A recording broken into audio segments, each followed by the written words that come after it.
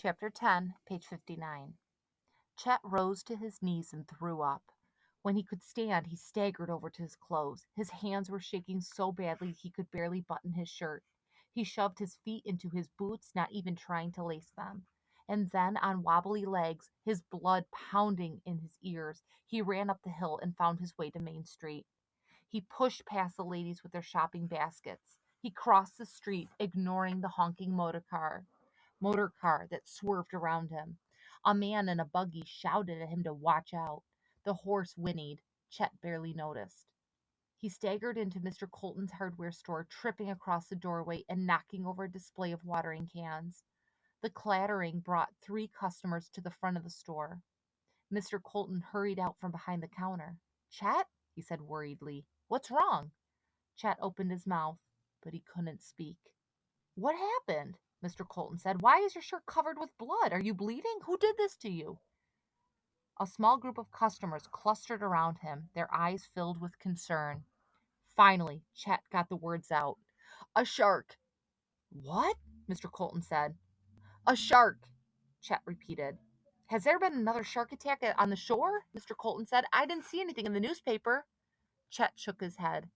There's a shark in the creek, he said. I saw it. It crashed into me. The crowd erupted into laughter.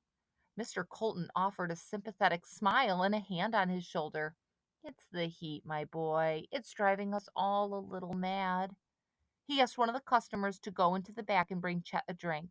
He let Chet through the laughing crowd. He led Chet through the laughing crowd and sat him on the stool behind the counter.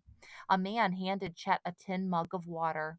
Take a drink, son, Mr. Colton said, but Chet pushed it away. The water splashed onto a pile of seed catalogs.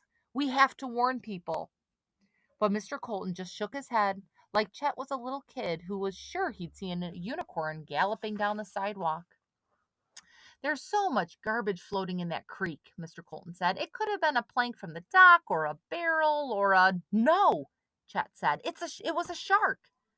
I think maybe all those pranks are getting to you, Mr. Colton said. Chet knew that he must sound crazy, that he could spend all day swearing that he'd seen a shark. Nobody would believe him. Why would they? A shark in the creek? It was impossible. Except that Chet had seen it with his own eyes. If he'd been if he'd been a step slower, he'd be dead right now. Another name in the newspaper. It's all right, son, Mr. Colton said. How about I call Dr. J and he'll give you a ride home? You've never been in his motor car, have you? Mr. Colton headed back to the back of the store to use the telephone. The customers drifted away, shaking their heads and chuckling. No, nobody would believe it. Meanwhile, that shark was still in the creek. And then it hit Chet that there was one person in town who just might believe him, who might know what to do. He wasn't sure, but it was his best hope. He slid off the stool and rushed out of the store. Chet, Mr. Colton called. Where are you going? Chet didn't turn around. He had to find Captain Wilson. He'd wasted enough time already.